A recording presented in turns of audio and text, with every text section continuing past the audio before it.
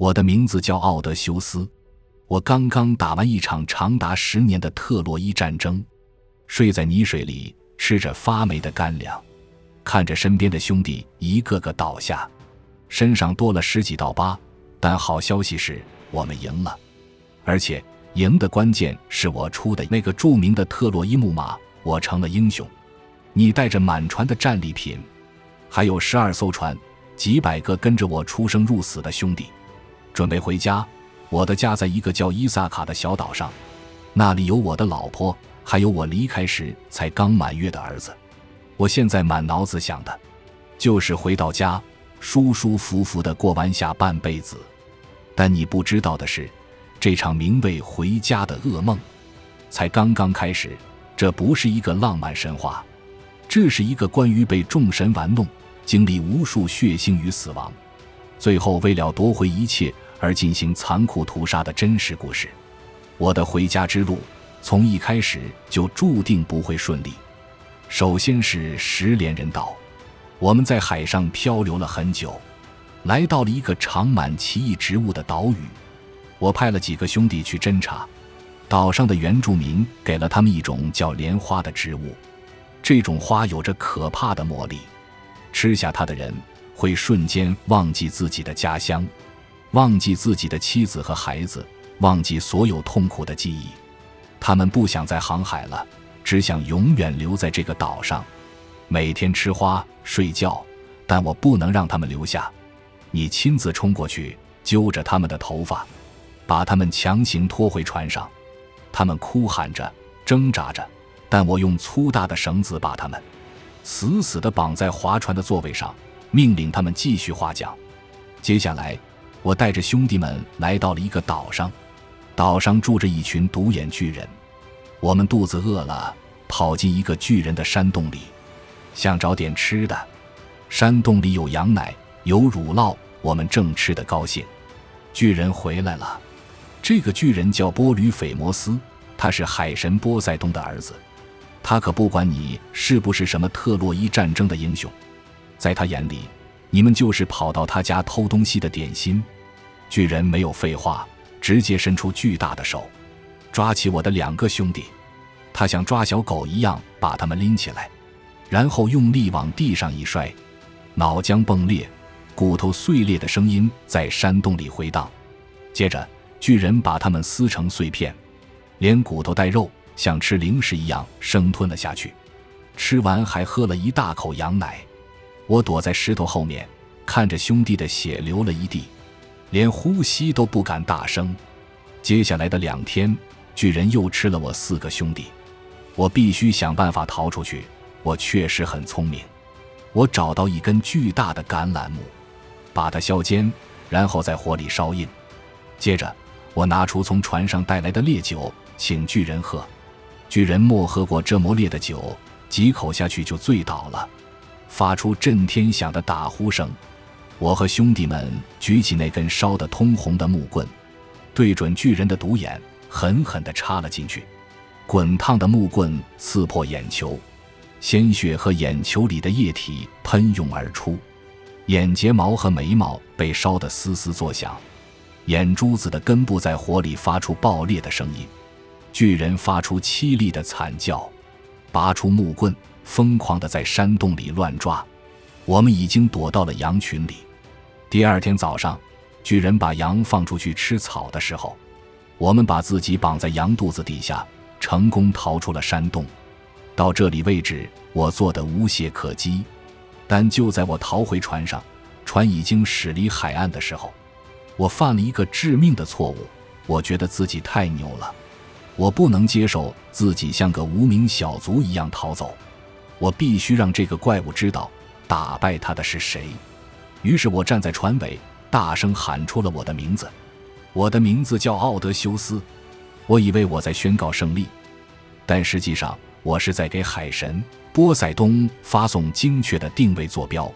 瞎眼的巨人向父亲波塞冬祈祷，诅咒我永远回不了家，就算回去了，也要失去所有的兄弟。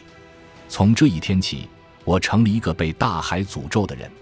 我的回家之路变成了一场漫长而绝望的流放。接下来的几年里，我经历了无数的灾难。我离开特洛伊的时候，带了12艘船，几百个兄弟。但当我最后回到伊萨卡的时候，只剩下我一个人。他们是怎么死的？我们来看看你这一路上的遭遇。接下来，我们来到了一个叫爱尤岛的地方，岛上住着一个美丽的女巫卡尔克。我派了一半的兄弟去探路，卡尔克热情地招待了他们，给他们端上了掺了魔药的奶酪和蜂蜜酒。当他们喝下酒后，卡尔克用魔杖轻轻一挥，他们的头变成了猪头，身体长出了猪毛，手脚变成了猪体。他们的心智还是人类，知道自己是谁，但只能发出猪的叫声。卡尔克把他们赶进猪圈，扔给他们一把箱子。我得知消息后，拿着神明给的解药，逼迫卡尔克把他们变回了人。但这只是暂时的得救，死亡依然在前面等着他们。在离开卡尔克的岛之前，女巫告诉我要找到回家的路。我必须先去一个地方，冥界。我必须航行到世界尽头，到达那片永远不见阳光的大洋，在那里挖一个坑，把羊血倒进去，召唤亡灵，向先知提瑞西阿斯问路。我照做了，羊血的气味飘散开来，亡灵们从四面八方涌来，是一缕缕灰色的烟，没有实体，只有2个白色的眼点。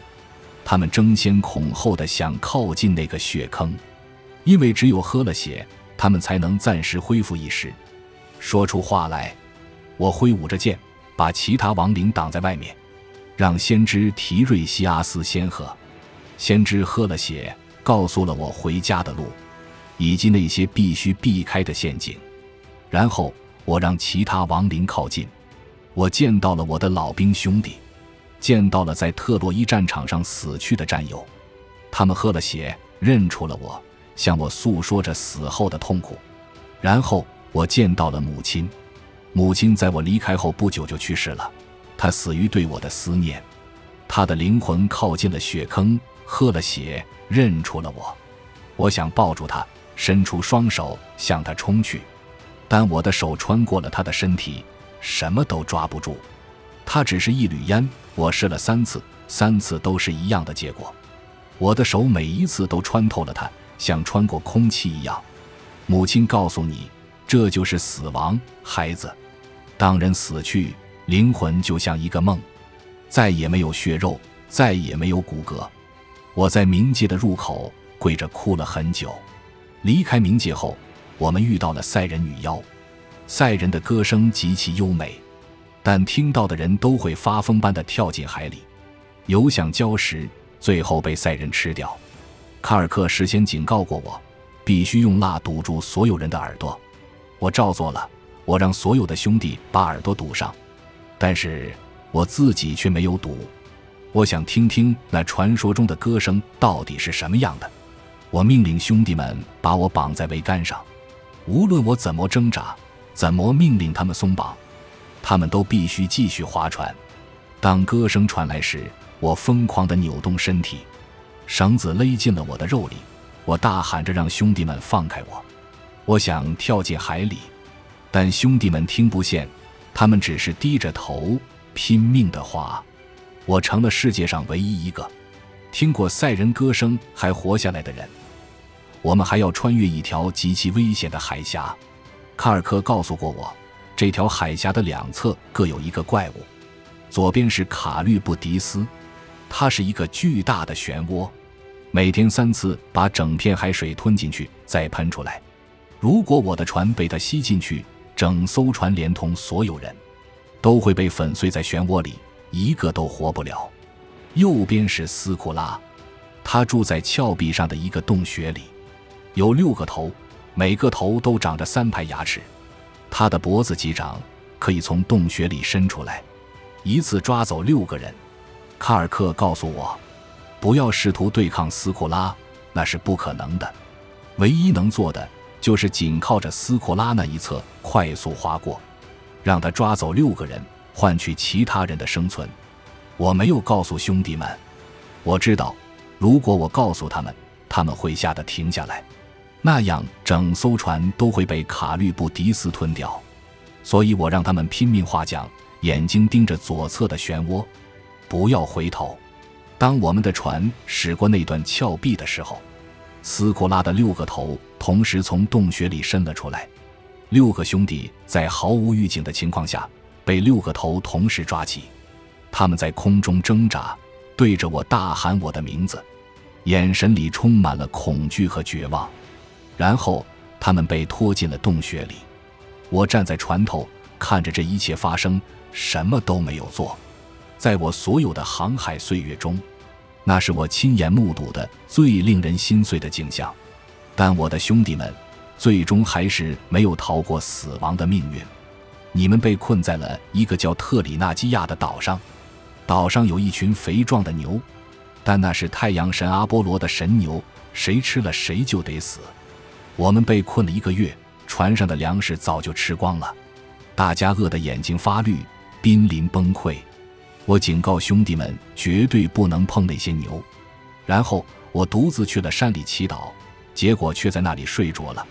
就在我睡着的时候，我的兄弟们实在饿得受不了，他们杀了神牛，把肉烤来吃。等我醒来，一切都晚了。我闻到了烤肉的香味，痛心疾首地指责他们，但我一口肉都没吃。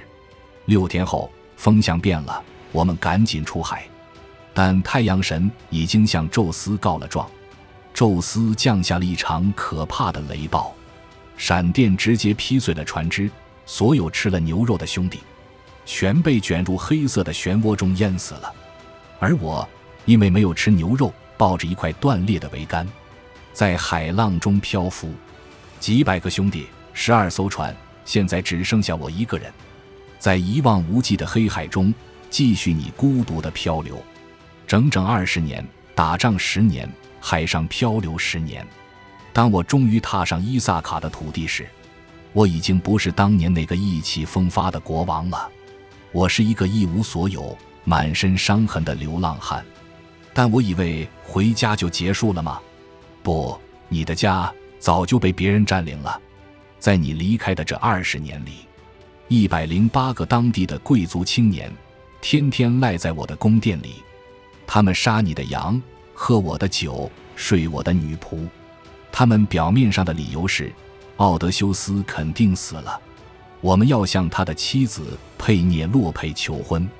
但实际上这是一场赤裸裸的权力篡夺，谁娶了佩涅洛佩，谁就能合法地接管你的宫殿，我的土地，成为伊萨卡的新统治者。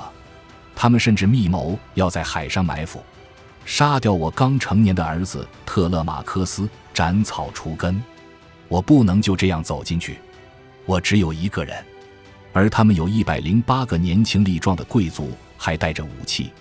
于是我听从了雅典娜的建议，用魔法把自己伪装成一个又老又丑的乞丐。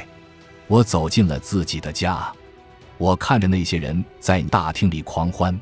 一个叫安提诺斯的贵族看你这个乞丐不顺眼，拿起一个实心的脚凳狠狠地砸在我的右肩上。我忍了下来，我像一块石头一样站着，没有还手。我在等一个机会，一个可以把他们全部锁在屋子里，一个都不放过的机会。我的妻子佩涅洛佩提出了一个条件，谁能拉开当年留下的那把硬弓，并把箭射穿12把斧头的孔，她就嫁给谁。100多个贵族轮流上去试，但他们平时吃喝玩乐，力气早就没了。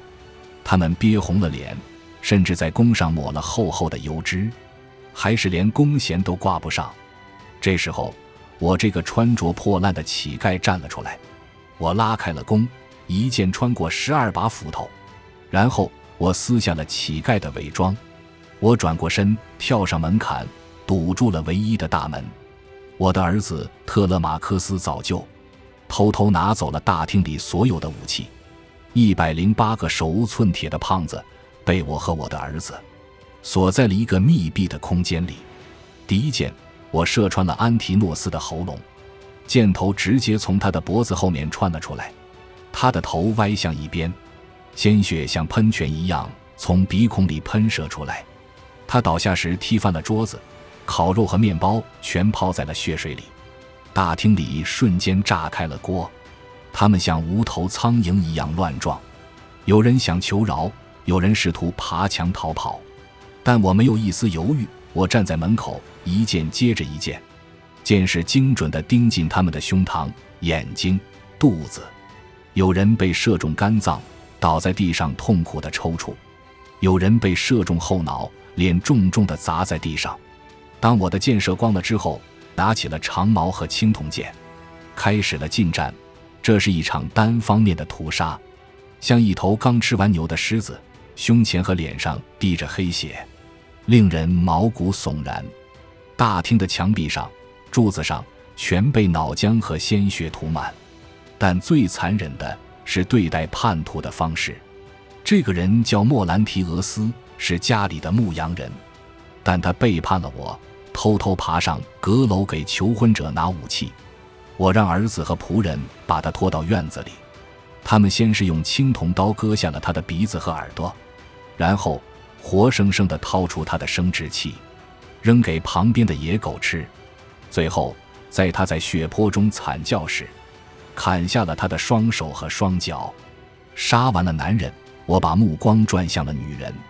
我家里有50个女仆，其中有12个在我不在的时候跟那些求婚者睡过觉。在你眼里，他们是背叛者。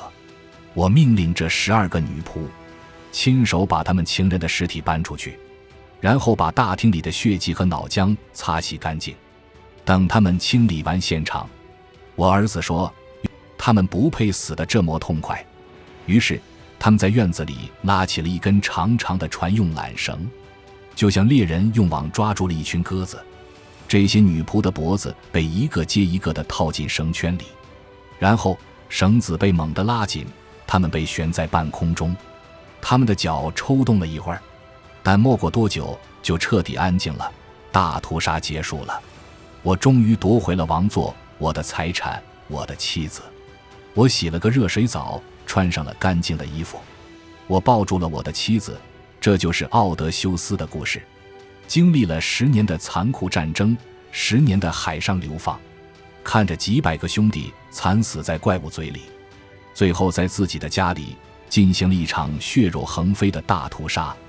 奥德修斯确实回家了，但他把自己的灵魂永远留在了那片黑色的海浪里。